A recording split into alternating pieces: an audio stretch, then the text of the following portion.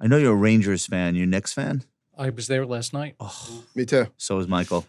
Where were your seats? Way No, I was kidding. upstairs. Why? I saw Danny Moses was there. You know what? So I left with 30 seconds to go because I had a train to catch, and also we were up by 8. So, I'm on. What? Well, I wanted to avoid the mayhem, and I had a train to catch. The game was over. Right. We were up by 8. Oh, also, so I left when OG got fouled, and they reviewed it. That was a foul. I can't believe they overturned it. It was a f***ing foul. Yeah. Excuse my language. So I'm leaving. I'm on the train on the phone, and I'm like, oh my god. So it was. So I'm very glad I left. By the way, I would have thrown up. It was very anticlimactic because there was a guy on the train who was like 3 seconds ahead of me. He was on Max, and I was on TNT. So when Halliburton hit that shot, he went, "Oh no!" And I'm like, I melted. But it was horrible because then I saw a second and a half later, and debacle. That shot, Debacle. the way it bounced off the back of the rim, 10 feet in the air. I thought it was over. It looked like a movie. Yeah. It looked like right. Yeah. It looked fake. Yeah. Well, you I couldn't thought it have was read it over anywhere. because while the ball was in the air, the red light went on. Do you And blame? then it went through. Do you blame Tibbs for last night the way that I do? There's no blame. There's no blame. It was a 1 in a zillion. What had to happen? It's never happened before in NBA history. But it also didn't have to happen. Dude, everything that had to happen happened. Naismith was on that. It just shit happens. That you can't control. And I blame Cat if anything. And OG was bad, and Josh Hart was OG bad. was terrible. Josh Hart It was bad. Josh Hart got caught back It was bad. It was awful. Josh you know, Hart, overtime. that 2.5 minute stretch, he fell down like twice. Yeah. All right, let's He almost- let's not go into a dark place and overreact. It's one game. I don't want to start Yeah, blaming. but now they have to. They have got to win. I was the number one. Like, get Tibbs the F out of here. Like, thank you for your service. You've taken us as far as I love you. You've taken us as far as you can. This is before the playoffs. I was done with him. But let's see it out before we throw him out of the building. Look, worse things have happened. I don't know about that. Not much. But that's never happened before in NBA Never history. happened. Yeah. Yeah. Yeah, it's great to be on the other side of Up by something 14 with 2:45 to Yeah, go. that was fun. Never happened before. So Friday night, if we go down 10 early, you're gonna hear a pin drop. Like it's gonna get bad. So it's good you weren't there because people got really nasty. I'm sure. I probably would have been one of them. Like in the stands, people were. God. Yeah. Going down. It's a good thing there were no Pacer fans. Yeah. Right? Because people were like really angry. Yeah. Yeah. They were Good thing drunk, drunk and angry. It's Brian dangerous. Windhorst was in hiding. Yeah. If I were that guy, I would have dropped down a manhole to last night. Hi, Nicole. It's good timing that we have you here. The Bond Man. The Bond Man. Yeah. We can, It's always great. It's always great time So- when Rich is here. All right. So, and my soccer team won the Europa League yesterday, which you guys probably know nothing about. Who's your soccer team? Tottenham Hotspur. Oh, yeah. I've heard of it. I don't know anything about They it. won the Europa League championship yesterday. What is that? It's club teams? Or It's professional. There's like 2 levels of European competition. One is the Champions League, and then there's the Europa League. Okay. And they won the Europa League championship. That's a big yesterday. one to win? It's a big one. They play teams from other They countries. played, yeah. But the final was against Man United. How do you become a Spurs fan? Weak mind. Come on. Like, what's the original? What's The original story goes back to the late 90s. One of my best friends grew up in London, North London. He was a Tottenham Hotspur fan, and he turned me into a Tottenham Hotspur fan, right. and I've been Do you go? 30 odd years. Do you go? At one point, I had a season ticket. When I worked at Merrill, I was in London so often that I would try to plan my trips around. And Were you a hooligan? I was not, but I have been in hooligan situations. I bet. Yeah. I bet. That always looks like fun to me. Uh, I would have been a good soccer hooligan. pretty scary. Yeah, I'm sure. It's pretty scary. I've been way too close for comfort. Yeah, Michael's a Knicks hooligan though. But they make Knicks fans look like pussycats. They do. Yeah, it's very. Come on in with 3 cups. All right. Let's get the show on the road. It's an important man here. Episode 193.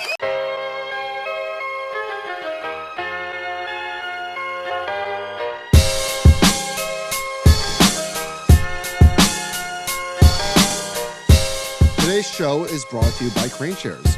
Artificial intelligence has become the world's defining growth catalyst. On the show today, we spoke about Sam Altman's OpenAI bought Johnny Ive's AI startup, IO, for $6.5 billion. And there are 2 clear winners. that have emerged here. It's the US, obviously, but it's also China. Both the US and China have companies that are defined AI leaders. Obviously, here we have Microsoft and Anthropic and OpenAI. China also has companies like DeepSeek, Alibaba, and other private companies that are thriving. Crane Shares, who is known for their K-Web China Internet ETF, recently wrote an article exploring how the US and China's AI ecosystems could potentially provide investors with a multi-decade opportunity. To read the article, go to craneshares.com/AI. Episode 193. Ladies and gentlemen, welcome to America's favorite investing podcast. Some would say the world. My name is Downtown Josh Brown. First-time listeners, welcome. I'm here with my co-host, Mr. Michael Batnick. Make some noise. What's up, everybody? Nicole, more enthusiasm. Yeah, seriously, Nicole, my God. Did you just roll your eyes? She literally gave you an eye roll. Daniel got loud, though. I just want to point that out. Okay. Daniel's in the Batcave. All right, guys, we are here with a legend, Wall Street legend. He needs no introduction, but he's going to get one anyway.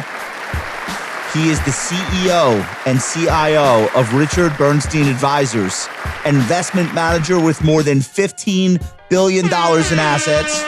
Richard has appeared on CNBC, Bloomberg, The Wall Street Journal, Bravo, and many other reputable financial media outlets. Prior to RBA, Richard was the chief investment strategist at Merrill Lynch. Ladies and gentlemen, welcome back, returning champion, Mr. Richard Bernstein. Thank you. Much louder round of applause than Michael got. All right, so let's start here. We got a big, beautiful bill. Looks like it's some of the logjam has been broken. There were some disagreements on the Republican side because that's really all that matters right now. Correct. And they had to do with the cap on the SALT tax, the deduction, and various things. But that stuff looks like it's going to be cleared out of the way. Our in-house CFO, Bill Sweet, who runs our tax practice, and he's also chief financial officer at Ritholtz, has a couple of highlights here, and then I want to get your reaction. The Tax Cuts and Jobs Act tax brackets have been extended permanently, with tax bracket decreases for all brackets except the 37%. Standard deduction increase, $1,000 for single filers, $2,000 for joint filers.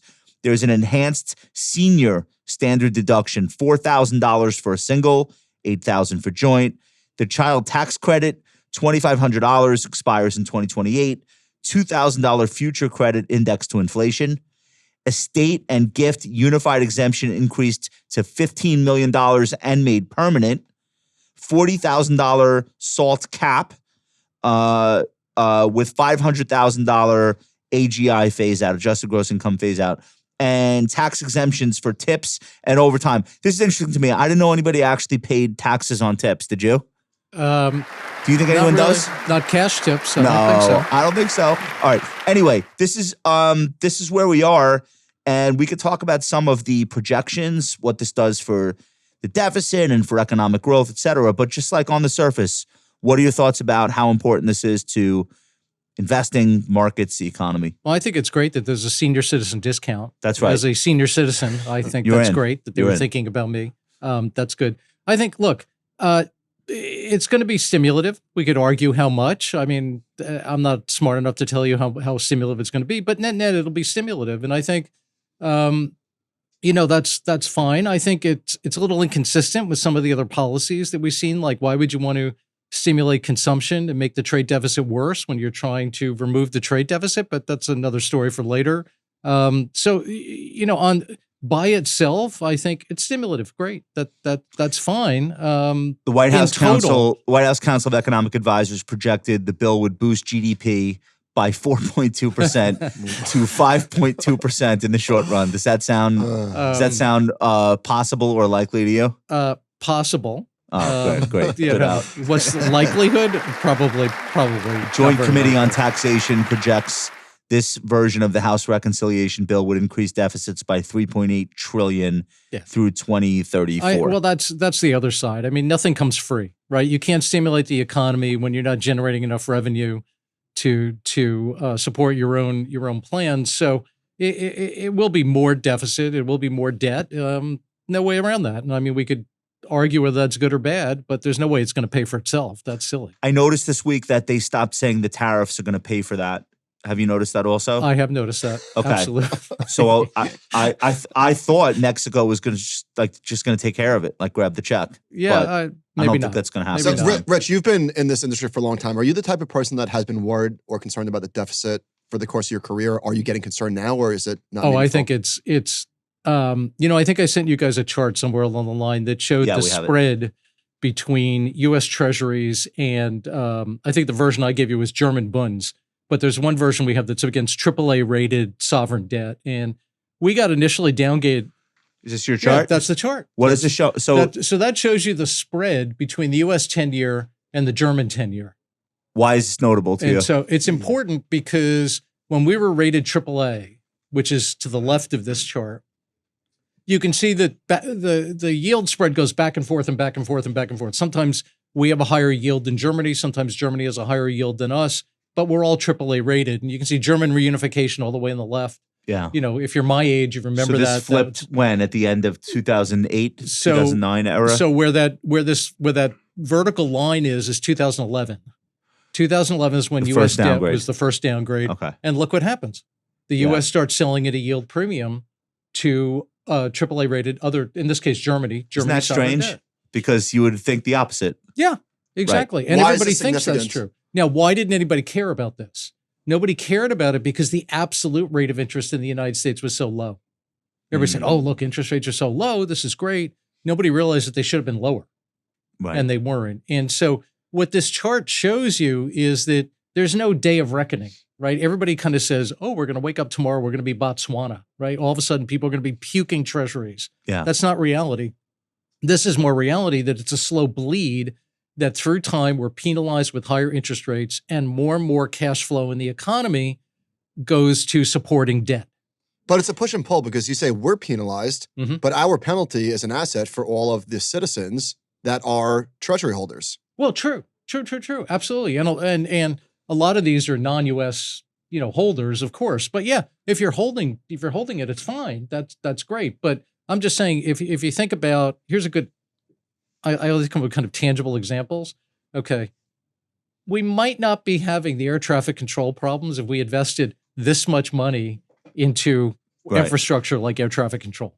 Right. That's the way to think about but it. That's the trade-off. So the spread between the 10-year yield, U.S. versus Germany, is positive 200 basis points? Yeah, in other words, our interest rate cost is about 200 basis points, 190 to be precise right now, versus Germany. We pay 190 basis points more for our debt than Germany does. And It's that's negative because it's just like a junk bond. you would right? think we're the United States, we should at least be at parity with the Exactly. best credit in Europe, and we're And definitely not. We're not.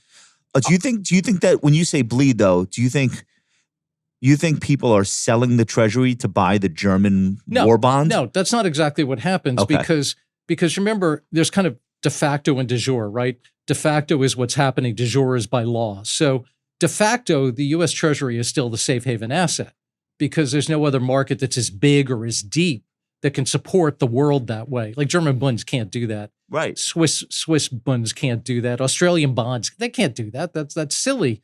So there's kind of this de facto, yes, we are the safe haven asset, but in reality, we're not. And so if you think about that chart and how we're paying that premium for U.S. Treasuries, remember, everything in the United States is priced off the 10-year. So mortgages have been higher, corporate bonds have been higher, munis have been higher. Everybody's been paying this higher rate than they had to. But this is not in a vacuum. The Europeans are cutting rates and we're not. Isn't that? Yeah. Well, this has nothing to do with growth or anything. It's just a simple question of credit and credit quality, right? Yeah, but like surely you have to factor in the actions of the central bank when you're like this Sure. yield versus that yield. Absolutely. But the Yeah. question still would be, even though they were buying lots of bonds in Europe and they had negative interest rates, if you remember that, which is part of what's going on here, no doubt, we didn't have negative interest rates. Right. And you'd think that if it was such a bargain, people would have been buying our bonds and driving our rate down and their rate up, and they would have met. That didn't happen. So I want to read you this quote from Fed Governor Christopher Waller. This is a quote from today. The Mhm. markets are watching the fiscal policy. Everybody I've talked to in the financial markets, they're staring at the bill and they thought it was going to be much more in terms of fiscal restraint, and they're not necessarily seeing it. Nick Tamareo says the upshot is that the U.S. Treasury will have to sell more debt to investors, and and this is Waller, in order for them to buy these things, they want it at a lower price and therefore a higher yield. There you go. That's exactly what I was showing in that chart. So it's not quite bond vigilantes, but it's bond vigilante adjacent. It's a buyer strike to some extent. Yeah, that's exactly right. Yeah. Okay. It's a hesitancy on the margin, right? And all I'm trying to say is it's not like we wake up one day and people refuse to buy Treasury. So you're not worried about a real buyer strike where the 30-year goes from 5% to 5.5% to 6% in 3 weeks? Probably not. I mean, it could happen. What happens if that happens? What happens if that happens? We'll have a lot of trouble in the short term. The markets won't behave very well, and if that happens, look, anything can happen in a short term. Something could go wild, right? And I think all we have to do is get one bad CPI, PPI, or import price number, and the bond's going to sell off like there's no tomorrow. That's a different issue. But I think from the point of view of the credit worthiness and all the things that people worried about with debt and deficits and everything else, it's not a new issue. The markets have been onto this for a decade. John, chart 2, if you please. This is the 30-year U.S. Treasury rate. Yeah. This was the big story this week. Highest level since 2007. It's about, I don't know, see where it closed today, 5.08, 5.09 in that region. Is that a notable level beyond just the psychological 5% big fat round number? So let me tell you, if you take this back to my lifetime, which, as I said, I'm a senior citizen, goes back. Is that like Civil War era? Just about. I was just after the Civil War. All right, Reconstruction. Right. And this is the fastest and most meaningful backup in rates in my lifetime. Are you seriously? Yeah, I'm pretty sure that's right. So maybe the question is, should this be getting more attention than it's getting?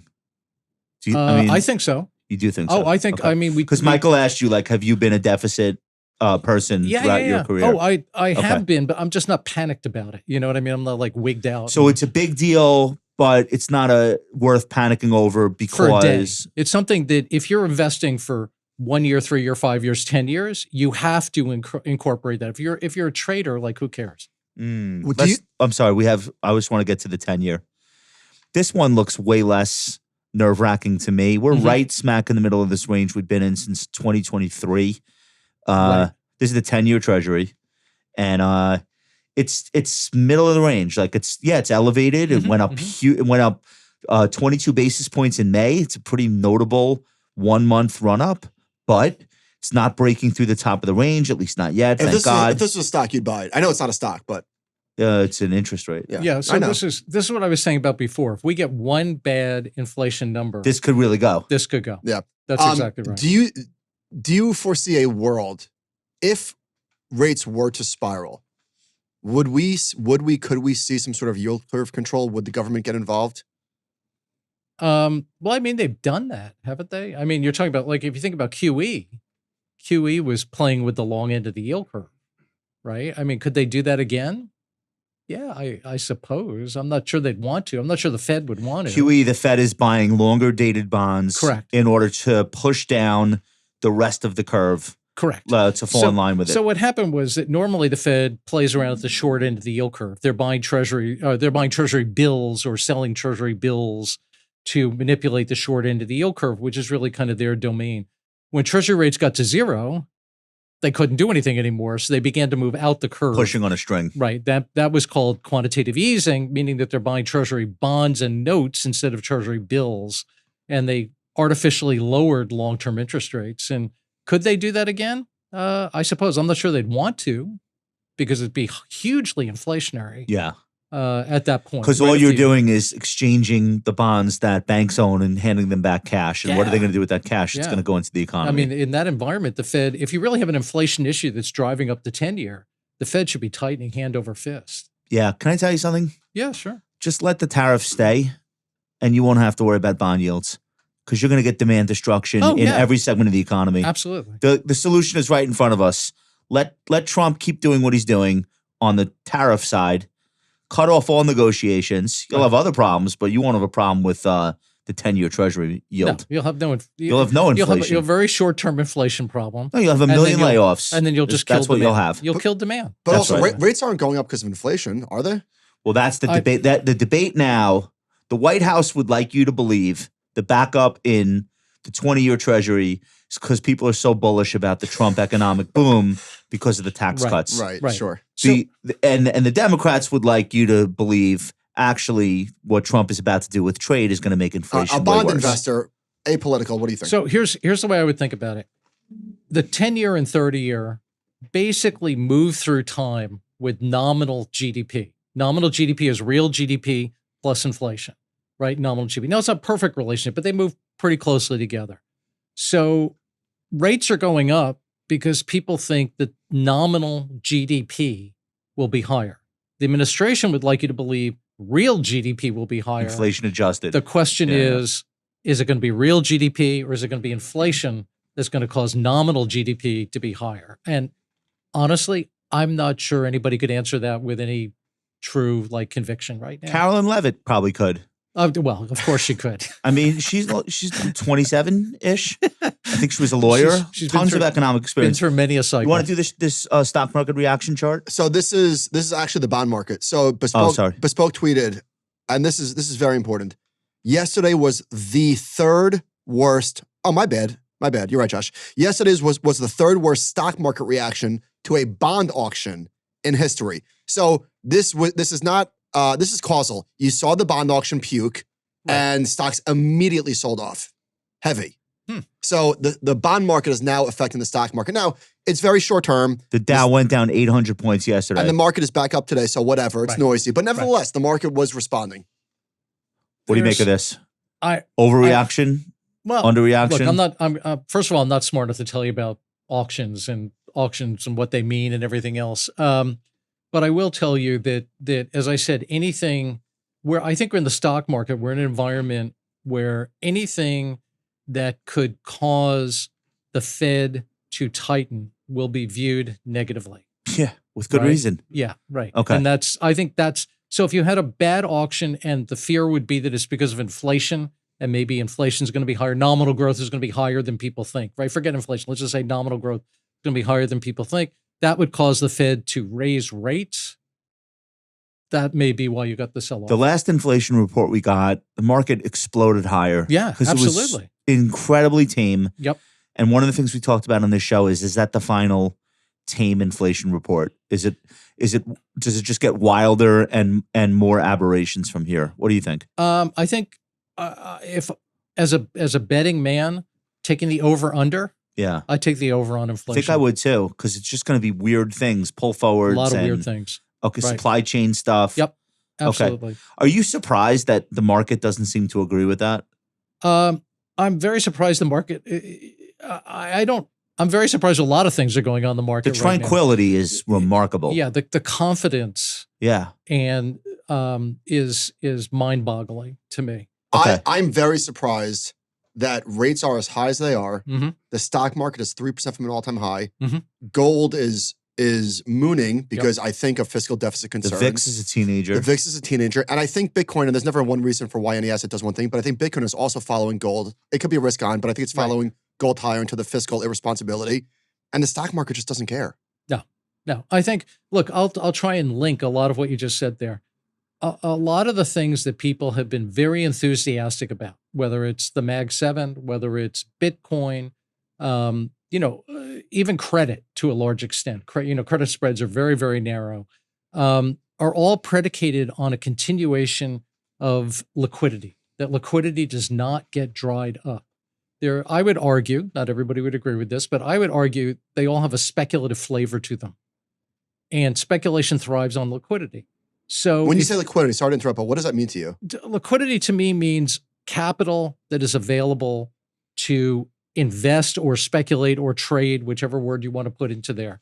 Lower interest rates will make the cost of money cheaper. So if the cost of money is cheaper, you can borrow that money and go trade in the stock market. Leverage is cheaper. That's the way to think about it. 2021 is the peak liquidity we'll probably ever see in our lifetime. Yeah, absolutely. But the liquidity today is not even close to that. So that was Michael's question, and that's what I wanted to zero in on. So I think if you look overall at financial conditions are still have gotten back to being relatively easy. Credit spreads are pretty narrow. Bank lending standards have tightened, but not meaningfully so. The Fed is not raising rates. The stock market is up. right? You're seeing all these different things that argue. And my divining rod for liquidity, if you get that thing, divining rod liquidity, follow along with me here. That's what Moses used to find water in the desert? Yes, the divining rod? Exactly. I was a Reformed Jew. We didn't go into it. Yeah, exactly. Okay. Surface level knowledge. Yeah. Okay. Yeah. So, but anyhow, my divining rod for liquidity is Bitcoin. The Bitcoin thrives on easy financial conditions. So I think I get the concept. I really feel that Bitcoin lives its own existence outside of the traditional financial markets, even though it's been welcomed in.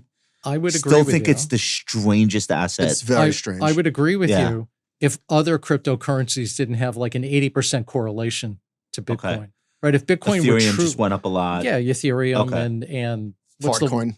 Fartcoin. Yeah, but Rich, this is the question though. So so in 2022, the rising rates and the threat of much higher rates acted as a governor on everything from SPACs to tech stocks, SPACs are back to by the way. Bitcoin. And so they're not, and they're not right now. And they're not anymore. They don't seem to have threatened these earnings-free companies. These stocks are rallying. Which is, you saw the quantum computer stocks had a massive day today. Right. It's very bizarre. I would argue that there's not a lot of financial easing in the system. The housing market is frozen. The Fed funds rate is above inflation. Like this is not a free-for-all, and yet in the market it feels to be. well, what it's saying is that there's still too much, whether it's residual, I don't know what the right word is. There's still a lot of residual liquidity hanging around here. There's too much money. Yeah, there's just You too know much what? money. You know what's Yeah. interesting And- about that? I and agree you're with you. I think it's like sitting in private equity, private credit, and companies that would have normally been struggling by now Mhm. because of 4% and 5% rates, Mhm. leading to 8% borrowing costs. They're just like getting checks written to them. Correct. Exactly. By Blue Owl Capital and JP Morgan 100%. and private credit underwriting data center build outs. So and, what could change that? There's just too much money. like the What can overnight change it? lending rate's So- not affecting it. No. So what it says to me is that the overnight lending rate is still not high enough. Mm. Right? We haven't disintermediated a lot of these things. Now it's interesting that you brought up the private debt thing, because private debt is something I'm not sure the Fed totally understands, right? Normally, and that's a big statement, right? I'm not, they're smart guys, don't misunderstand, but I don't think they understand this completely. Normally, when the Fed raises rates, they do so explicitly to disintermediate the banking system. In other words, they want to suck capital. Slow down. Okay. They want them to slow down. They want them to slow down. That's They right. want to suck capital out of the banking system. Yes. So the T-bills become very, very attractive relative to everything else. Like when I was in college, when we talk Reconstruction, 1870s. yeah, 1870s. When I was in college, I was taught that when the Fed raised rates, they did so because of Regulation D, I think it was, which said that savings and loans could not offer passbook accounts higher than 5%. And so when the Fed funds rate got above 5%, money would come out of the savings and loans. Yes. And it would go into treasuries. Yeah. And therefore, savings and loans couldn't make mortgages, and you'd slow down the economy. Think about that example in a much grander scale. That's kind of what the Fed's role is in the economy. The problem is for private debt, their deposits, if you will, meaning the commitments from investors, basically give them free money. Insensitive to the Fed funds rate. Completely insensitive. at least for to the now. right. Yeah, And that's once right. you commit, you're stuck. Right. So the Fed is screwing around with the rates that impact the cost of borrowing for banks. Correct. What if the economy is not reliant on banks to the extent that it used to be? Exactly. And you've got KKR, Blackstone, all of these firms sitting there with $1 trillion in dry powder. What the hell is an interest Right. rate change going to do? It's basically a negative interest another rate for push those on a firms. string. But hang on, I also don't want to lose sight of the fact that in 2022, Yes. when interest rates were going up dramatically with inflation, Yes. all of these growth stocks got destroyed. They did. All of the growth funds got destroyed, and all Absolutely. of that liquidity dried up immediately. And it's not and this time. It's not this and it time. was dead dry for like 2 years. Yep. And now finally we're starting to see a lot of liquidity. Absolutely. But it's bizarre. So it's not like higher interest rates didn't impact that space because it crushed it. Right. So here's the way to think about what we're talking about. How many Fed fund cuts are priced in for this year? What is it, Two. like 2, right? 200%. Yeah. Yeah. And I would say it's 0, and it could be a rate hike.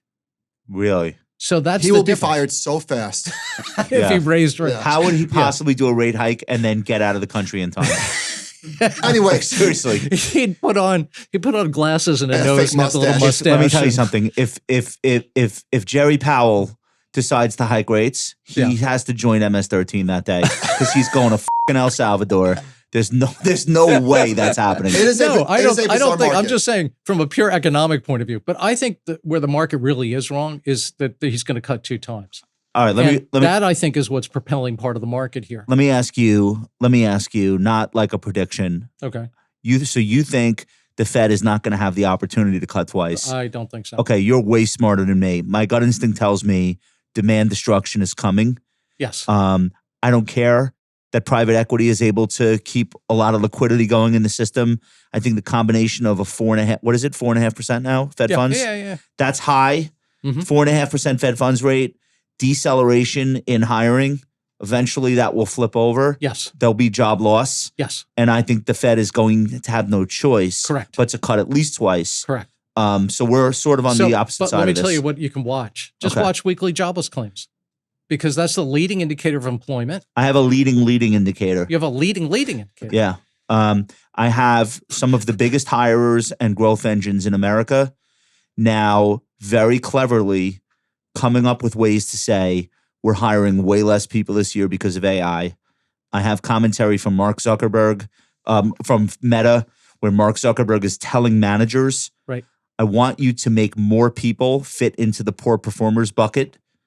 Okay? Yeah, so they yeah. bucket everybody. Well, it may That's be a coming. prelude. That's a prelude to more layoffs at Meta. Got layoffs at Microsoft last week. Got the CEO of Shopify saying if a manager wants to hire someone, they have to demonstrate why AI can't do the role that they're about to hire people for. Yep. Look, these are anecdotes. I'm this with is you. not data. I'm with you. But Yeah. directionally, this is It's not happening good. now. Correct. But Okay. I'm just saying, if you want to follow hard data, follow. I want to follow jobless stories. claims. You're going to follow stories. But Follow- what's the hard data telling you? The hard data is saying that the labor labor market's market, fine. it's fine. Yeah. Yeah, it's you're right. okay. It's and that's going to handcuff the Fed a little bit. All right, let me show you what's Right, not. Let me that's- show you what's not okay. This is Bank of America's. This is your old post. Well, you aren't the chief economist. No, it wasn't. Okay, this is the chief economist of Bank of America. Mortgages are the elephant in the room. At 70% of all U.S. household debt. By contrast, mortgages dominate the liability side of the balance sheet. Mhm. 70% of household debt is a mortgage. At 0.9%, mortgage delinquencies are still below pre-pandemic levels. Absolutely. But they have been picking up steadily since the second half of 2022. That's already 3 years ago. New 30-day delinquencies are also rising, suggesting further increases in the pipeline. Even a modest further increase, in mortgage delinquencies, like just to the levels we saw in 2017, Mhm. would have a bigger impact on total delinquent debt than the combined effect of credit cards and autos. That's how big mortgages are. Mhm. So while other categories got a lot of attention, mortgages are clearly the elephant in the room. Our sanguine view on household debt has been premised on low mortgage delinquencies. If the facts change, we will change our minds. You can see the uptick now. Mhm. It's not a microscopic speck on the chart. The Dark blue. dark blue just Dark below blue. the green. I'm not suggesting like, oh, here comes the next financial crisis, Mhm. but most of the earnings, if they're not AI related in the S&P, are thanks to the consumer. Yeah, without a doubt, of course. If this is where we're headed, where all of a sudden the biggest category of the consumer balance sheet starting to sour, Right. again, it's another reason why the Fed might have to be doing more than 2 cuts. They might So- not have a choice. It may be a question of timing between when we're talking about cuts, but Yeah, we agree. but let me give you, since you're already kind of swimming in the deep end of the pool here, Okay. let me give you a little other thing to make you concerned. I think the next recession, whenever it occurs, I have no idea when it's going to occur. Yeah. Next recession, whenever it occurs, is going to be a doozy Why? because consumer confidence. Cut his mic. Consumer confidence is already pretty shaky. And Yeah, with no household- problems. with really no problems going Yeah. on, right? Now, here's the thing to consider. You could now be 38 years old, roughly your age, I wish. and 38 years old and never have experienced a real recession. Yeah. Right? So you now could be head of household, kids, mortgage, the whole thing, and now your neighbors get laid off, which you've never seen before.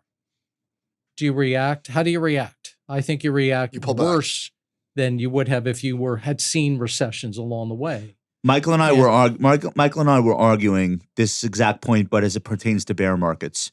Yeah, absolutely. You have 30 million account holders at Robinhood, none of whom have ever invested through a recession.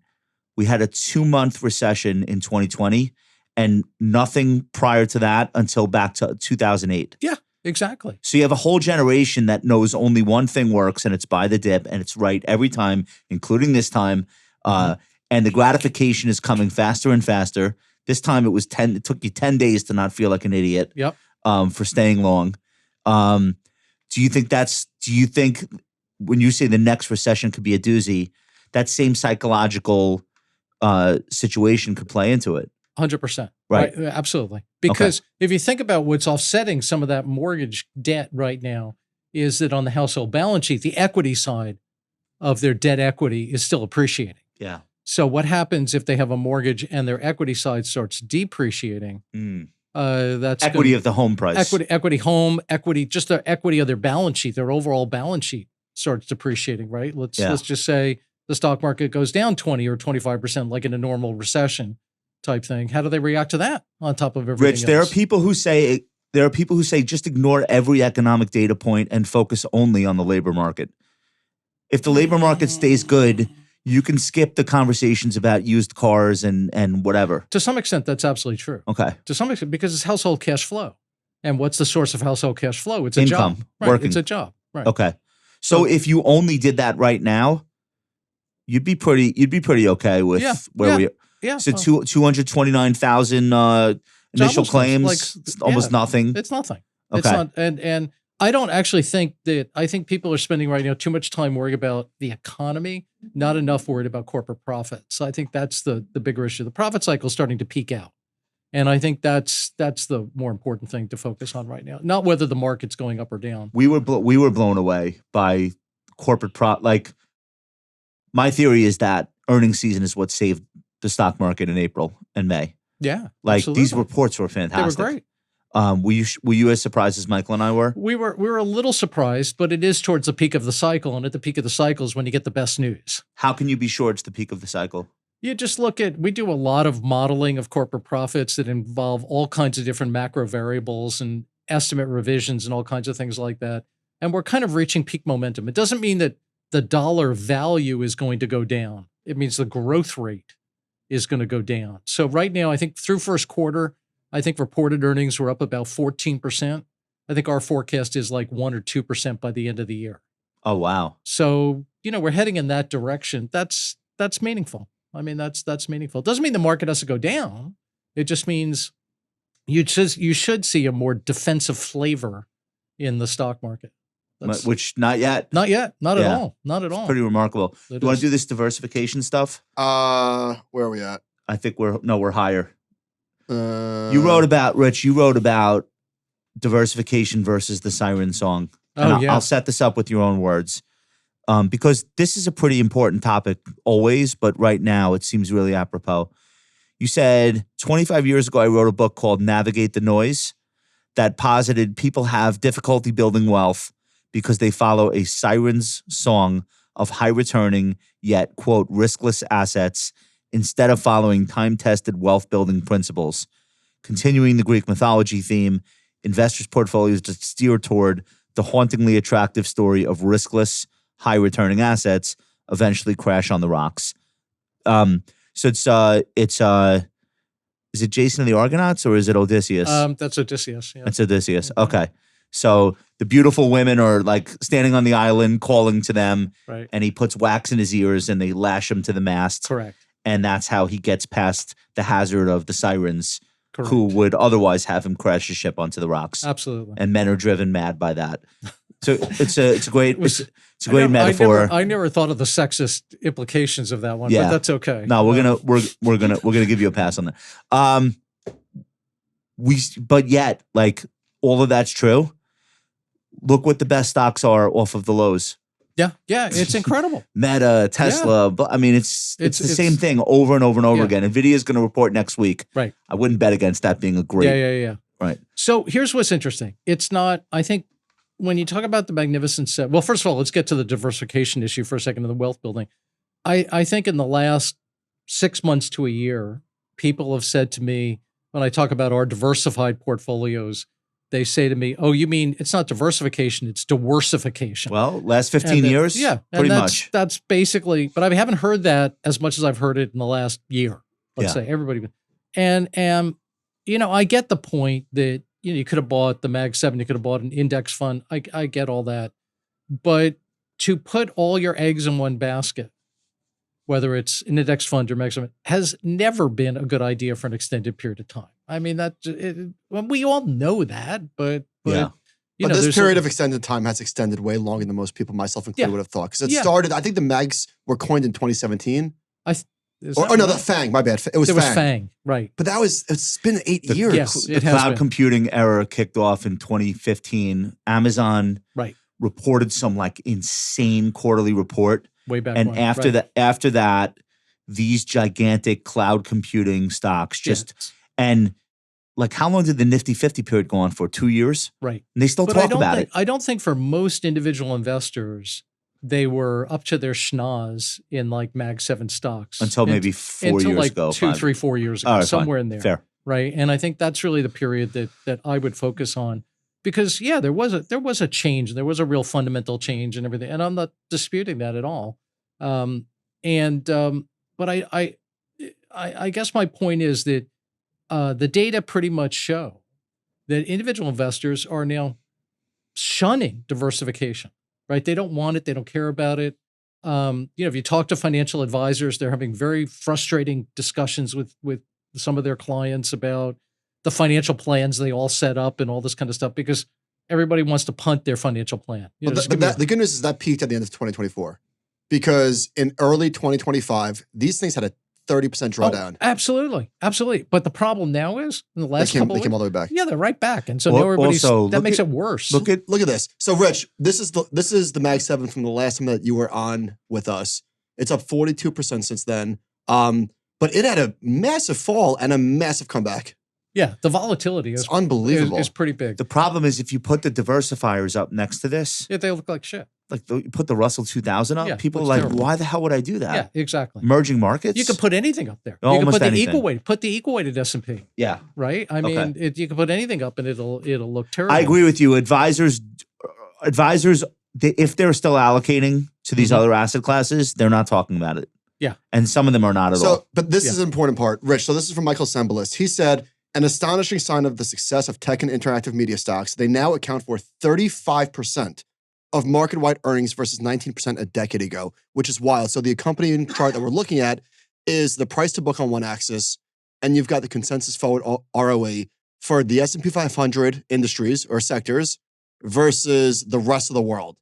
And look how much better in terms of profitability and quality, and specifically return on equity, these companies are. But here's the thing. It's in the upper right-hand corner. But not only. So wait, let me finish. So that says that the price to book is high as well as the growth rate. That means the market is aware of it. This is not like something that the market is unaware of. If it was sitting I got to make sure I get if it were sitting on the bottom floor of that elevator that it's on right there, that'd be a huge story. I guess that'd be a great opportunity. Now but here's not. the point. Here's the point, right? Here's the point I want to make. Look at the third one down is consumer staples. Wild. Like who gives a rat's patoob about consumer staples? Nobody. But if you take a stock like Apple, which I have to full disclosure, we own in some of our portfolios, blah, blah, blah. Don't apologize for it. I'm just saying. Okay. No, I'm just saying. Full disclosure, right? We have in some of our portfolios and some of the ETFs we hold it, just in case for the lawyers. Right now, Apple's growth trajectory and growth history looks very much like that of another company that we may own, blah, blah, blah, everything else. Looks like Campbell's Soup. Yeah, it's not growing. I mean, if I had told you about Campbell's Soup and not told you any of this, would anybody who's listening to this have said, oh, wow, Campbell's Soup sounds so interesting. Yeah. No. Yeah. And that's my point. I think the opportunity here is in things like consumer staples. So I want to get to your consumer staples, but just a little bit of pushback on why is that Apple has the ability to change the world again. Obviously, Campbell Soup will not. We got the interesting announcement yesterday between OpenAI and Johnny Ive. Like these companies continue to push the ball forward. It's unbelievable. I'm not disputing that, but all I'm saying is if in that chart, how much of that is unknown? Zero. Yeah, that's my point. Yeah. That's my point. Investors are paying for Apple more than they're paying for Campbell Soup because Apple has 40% gross margins or whatever. Yeah, and but Campbell their earnings growth is roughly the same. I think investors think that Apple can have another spurt, to Michael's of course point, they do. the next time they reinvent something, right. And it'll be too late to buy But it. if you were to compare Apple to Coke or Philip Morris or all these other companies, which we may own in our portalios, just in case. There is a lot of weird things happening in the market, like Walmart, the premium on Walmart, on Costco. Yeah. Some bizarre things going on. Yeah. But I think people are allocating, so it doesn't seem bizarre to me. I think people are allocating to quality and reliability. And people worry about the economy or the dollar or the political situation. Like the one thing you feel like you can count on is that Apple's got this replacement cycle thing on Smash. Anybody who needs a phone is just going to go to the Apple store, get another one. So Verizon and AT&T started to act better than they had for a while. Well, Verizon and AT&T Walmart, are kind of Costco, defensive stocks, right? Yeah, They're well, kind of I think they all of these companies demonstrate something in the eyes of an allocator who's buying stocks. And I think that thing is like, you'll wake up tomorrow and they're going to be here. Yeah. I think they're getting like that benefit, and that's what's in those multiples. So I think I might have sent you a chart, and I don't know if you want to go down have it. this rabbit hole about international quality. Oh, Did I we don't know if send we you have that. I'll find it. Go ahead. Talk on it. So anyhow, the story is that if you look at the growth expectations for the Mag 7. John, chart 11. And you compare that to other, no, not that one. That one shows the Magnificent Seven aren't unique. It's stocks growing 25% or more. Nope, not that one. That's showing you the U.S. is in trouble. Maybe we didn't send it. We might not have sent it. But basically, what we try to show you is that international quality, which are big names, they're going to be here tomorrow, are selling at a fraction of the price of the Mag 7, have a dividend yield that's really meaningful, and their growth trajectory is better. Yeah.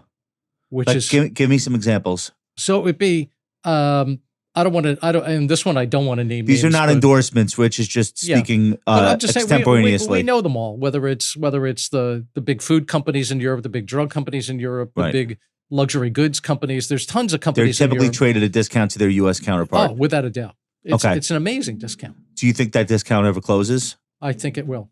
I think it will. Why? Look, if we had been here 15 years ago, we would have been talking about the outstanding growth of non-U.S. markets and of emerging markets. Yeah, that's true. Right. And at that point, developed markets ex-U.S. were a larger part of the world market than was the United States. Yeah. Today, nobody wanted to be in the U.S. The U.S. was a crappy market. Nobody wanted to be. Today, we're talking about U.S. exceptionalism. So you think it's a pendulum, and we've already hit the far end for the U.S. exceptionalism, and it's going to swing back. What's the story where European stocks get a higher multiple, or is it just U.S. multiples fall? I think it's a combination of two. I think if you think about the European stock market, let's say, what do we have the European stock market 401ks. Well, besides 401ks. It's a big one for me. No. But I'm saying Europe doesn't have a big tech sector in their market, right? They have How about some risk tech. appetite? No, risk? Rich, I think my story is better. They don't have a captive investor every 2 weeks contributing money to the equity market. But they don't speculate the way we do either. Well, they don't. Right. But I'm just saying, if you just look at the characteristics of the markets, their stock market does not have this big tech sector that attracts a lot of investors, so growth investors primarily. And so if not everybody's going to say it's going to happen, if technology retraces, if growth retraces, a lot of these other markets are going to start looking pretty attractive because now we're talking about an even keel. Yes. And Germany has an ETF savings mechanism now for their retirement system.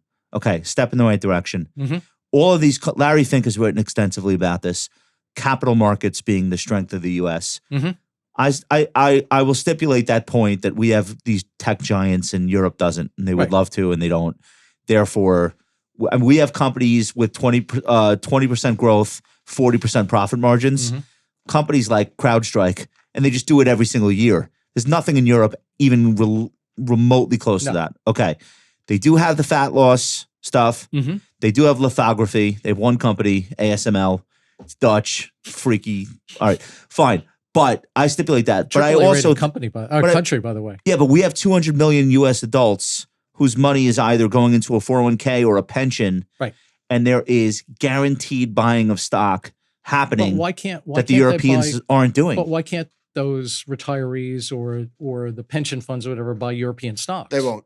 They will until they underperform and then they stop. They were buying emerging markets when we started our firm. Yeah. I mean, I remember people would not invest with us because we were so bullish on the United States. Yeah, they wanted to buy the BRICS. They wanted to buy. They wanted exposure to the middle class of Brazil. That was a big thing. Yeah. Okay. And there was the phrase that people came up with at the time. The BRICS were passé. Now it was the mints. I remember the mints. Mexico. Yes. India. Nigeria. Nonsense land. What was the T? Was it Taiwan? Yeah. I don't. So I agree with you. I was selling Nigerian mid caps for a couple of years in that 06, 07 period. Didn't go well. It is foolish to say that business cycles, that market cycles are dead. I will never say that.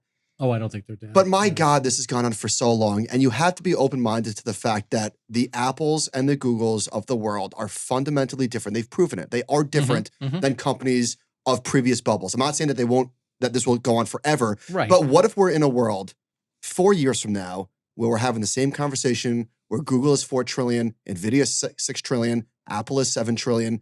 At some point, I know I'm making make-believe, but at what point do you say, holy shit, maybe this is just different? No, I'll take. Let's assume you're right. I'm not saying that for them. I'm just let's assume you're right. I'm fine with that. Let's assume you're right.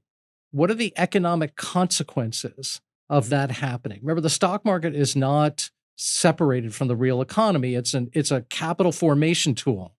So let's say that the Mag 7 becomes the Mag 5. I don't know. Let's make this up and keep going. Becomes the Mag 5. Everything else is left behind. I would tell you that is hugely inflationary. Why? Because you're denying capital to all these other industries and all these other things that we need in life. Okay, but here's the problem. There are hundreds of other stocks, not thousands, but hundreds, that are up 3 and 4x in the last 4 years, and they're not being starved of capital. They're just not as big as Apple. I'm not saying. I'm not saying that. I'm not saying that's where we are right now. Yeah. I'm saying if you take Michael's example and we keep going in this direction, I mean, companies they'll have a very tough time. All right, let's do capital. this. Let's do the small cap example. Small caps historically were the first to lead the market out of economic downturns. Like that was the upcycle would start with a big bang 100%. small cap rally. Small caps historically, they were thought to be higher beta because they had higher growth, some of them. And okay, here's the problem. They're just not being born anymore. The most successful IPOs that come along, huge. These are companies that in a prior era would have been Russell 2000 holdings for 10 years. Yes. Then graduate to the mid-cap 400. Then, if they were lucky, get to the S&P 500. Now, they come public as Airbnb and Snowflake, and they're in the S&P 500 within 18 months. Mm-hmm. They skip the small cap life cycle, and then you're in this Russell 2000. You're like, why aren't small caps acting the way they have historically? Well, because the only small caps left are fallen angels. Yeah. Formerly good companies that are now bad and too small for the S&P. I was at the New York Stock Exchange today. There were 2 IPOs. MNST, it's $1 billion valuation right out of the gates. God forbid they have a good earnings report. It'll be $3 billion. It'll never be in the Russell. Mm-hmm. The other one is something called Hinge Health. I kid you not. This is digital physical therapy. They use their finger. Now, I don't know. What is digital physical therapy? Do you know? Duncan, are you enrolled? Never heard of it. I'm guessing it's like Peloton, but for physical therapy. Yeah. So a chiropractor pops on your screen, tells you to slam yourself into the wall. I don't even know. Fine, whatever it is. Okay. My point is, it's great to see that. Yes. We had 2 IPOs happen within a half an hour of each other. But like over the last 5 years, we've had a drought. And then you get a CoreWeave. When did CoreWeave come public? January? A month ago. How big is CoreWeave's market cap? 50 billion. Okay. It's never going to be in the Russell. And if it is, it's got real problems. This is why I say I understand it's a cycle. Things come back and forth. Right. The Russell might be permanently f***ed because they're not getting that newborn inflow that they used to get. Right. I agree with what you said. I would take out the word permanently. Okay. And the reason I say that is that I think that this shows the strength of the venture capital community. Yeah. That they have decided we need to return capital to our investors. If we skip over this point in the life cycle and we tell everybody it belongs here and this is the valuation, people are going to swallow it and we're off and running. And they skip that whole life cycle, if you will, and they go right there. The interesting thing is that people tell me that it's not a speculative environment because we're not getting pets.com. We are, but it's not trading. Yeah. It's not pets.com. It's Got it. digital physical therapy. Well, that one I'm bullish on. Let me give you another one. I think this is important just to continue the conversation of like just tech won't stop. So yesterday, this is from the Wall Street Journal. Right. Altman and Ive, right? So OpenAI merged or purchased Johnny Ive's company for like $6 billion or something like that. Right. Altman and Ive offered a few hints at the secret project they have been working on. The product will be capable of being fully aware of a user's surrounding and life, will be unobtrusive, able to rest in one's pocket or on one's desk, and will be a third core device a person would put on a desk after a MacBook Pro and an iPhone. I've referred to a new design movement. So what if it just keeps going and now it's AI and now whatever's coming, you can't even imagine? So here's the way I would answer your question. I think investors in general have a very tough time separating out an economic story, or in this case, a technological story, from an investment story. And I don't think they're the same. I think, the economic story, will AI change the way we live? Will it change the economy? Of course it will. There's not a doubt in my mind about that. I don't care. But the important thing that people have to remember is the technology always changes the economy. Yeah. Right? I mean, the internet changed the economy. Right. Look what you guys are doing here. How's that going to be distributed through the internet? The automobile, my personal favorite, the light bulb.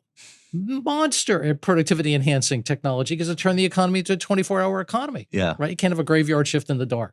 So I wholeheartedly embrace the notion that AI is going to change the economy. I don't think that's the right issue. I think the way to think about this is to say, historically, how does that technology permeate the economy? And one of the ways it does it is that investors overcapitalize the sector. Let me cut in. You're going to love this. Wait. Let me finish the thought for a second. Do you remember how when the internet came out, there were all these charts that showed the adoption of the internet and how quick it was relative to other technologies? Nobody put it together and said, why did that happen? The answer was we dramatically overcapitalized the sector, which gave greater accessibility and greater new products and all these different things. And it swamped the economy. But if you were an investor, you didn't make any money. Right. I kind of think that's where we are again. You're 100% right, because OpenAI is currently valued at $300 billion.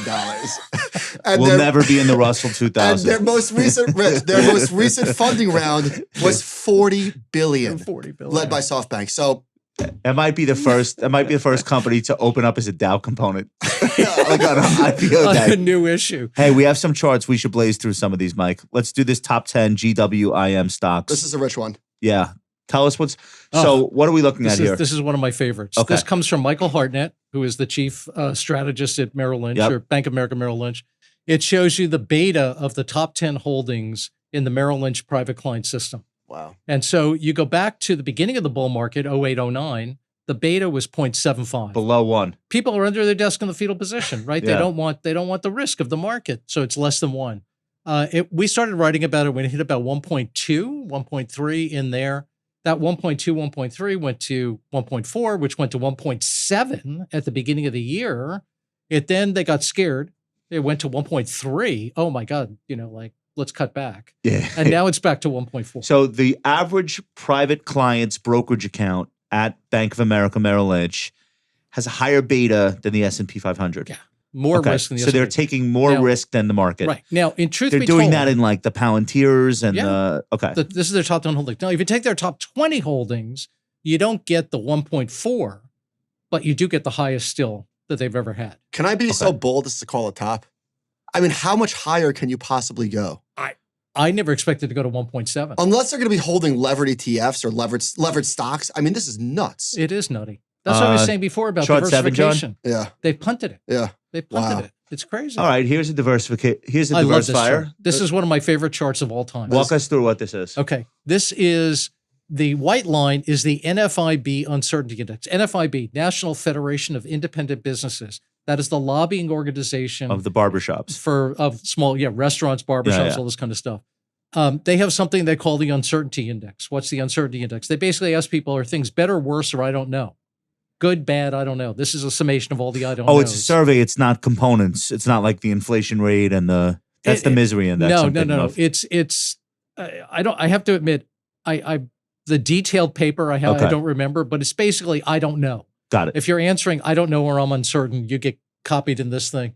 And I overlaid that with the gold one, the gold line being gold, the year-to-year percent change in gold. That's pretty good. It's a pretty good line. Yeah, that's it's a pretty pretty Great. good line. That's And actually it's- great. And it's 10 years. I'm usually anti-2 lines, but this is pretty good. That is pretty That good. is pretty good. Anti-2 That's pretty good. So anyhow, the point I'm trying to make here is just that gold is a good hedge against uncertainty. That's why It we works keep it in our as portfolio. uncertainty grows. As uncertainty grows, it is the ballast against uncertainty in your portfolio and lowers the volatility. I don't think people should treat gold as the next Mag 7. Like, what's the next momentum play? I think that's very hard to do with gold. But if you hold it as part of a portfolio, I think it's very prudent. It makes a lot of sense. Paradoxically, my favorite thing about gold is that there's a such thing as certainty in gold. And when that peaks, Yeah. that's probably because the stock market has just gotten killed. Gold has risen a lot. Wait, what do you Right. mean? In 2011, GLD crossed above SPY as the highest market cap ETF. Really? Do you know that? I did not Is that know not the mother of all buy signals for stocks? I would say so. That happened within 2 weeks of the generational top in gold we only now just surpassed. That's fantastic. And I think the S&P at that point was probably 25% off the high. That's outstanding. That's outstanding. It I hope is. it happens again. Looks Yeah. like it's on the way. Next, we did the 10-year Germany. Let's do this initial unemployment claims. Rich, there's nothing here, right? Nothing here. That's exactly the point. All right. There's nothing there. Okay. This is important. I think people need to hear that. IPO, SPACs are not back. One guy's doing a SPAC. That's it. And we all know who he is. Yeah. Well, And God bless him. but I mean, this is the performance of SPACs, and Get the out of here. All right, next chart. Next chart. you don't like that We're one. never You like- you like- we're never doing that SPAC thing again. It's not going to happen. You like my gold chart. You don't like I my love your SPAC gold chart. chart. This is good. This is great. I love this. This is next 12 months earnings growth, S&P 500 companies. Each bar represents a different company's growth forecast. One Mag 7 company passes that. NVIDIA? screen.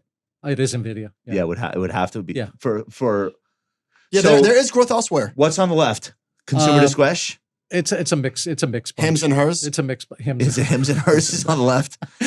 But I think the point of this is it's not Mag 7's not the only games in No. town. So they may be magnificent, but Yep. they're not unique. I love that. That's the line. Okay.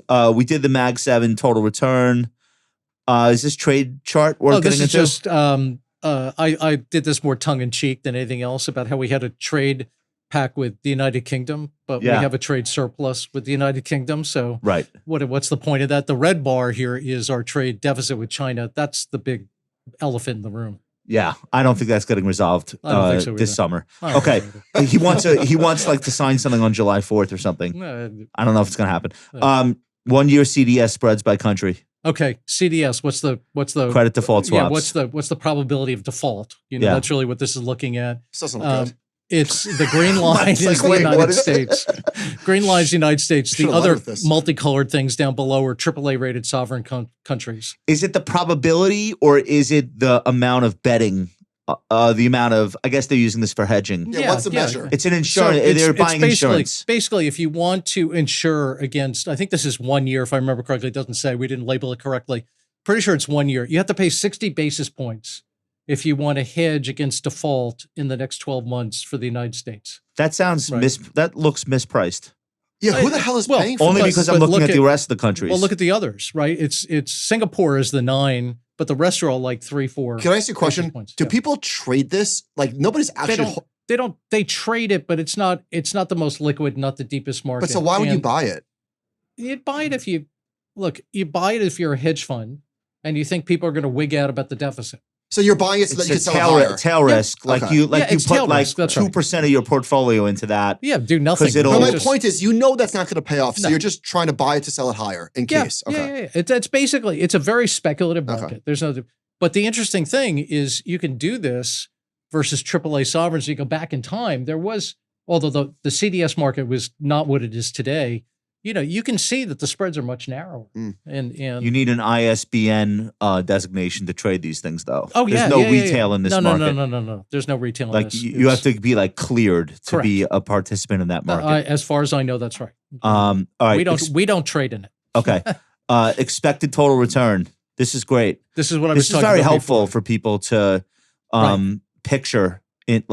What's the risk? What's the upside of the sector fundamentally relative to I guess what's on the y-axis? The Dividend yield is dividend like yield. all right. Right. So walk us through what you're So seeing here. Now this explains why earlier I was such a big bull on international quality, right? Because you want to be northeast in this chart. If you're northeast in this chart, Top right quadrant. top right, it says you have a high dividend yield and you have a high projected growth rate.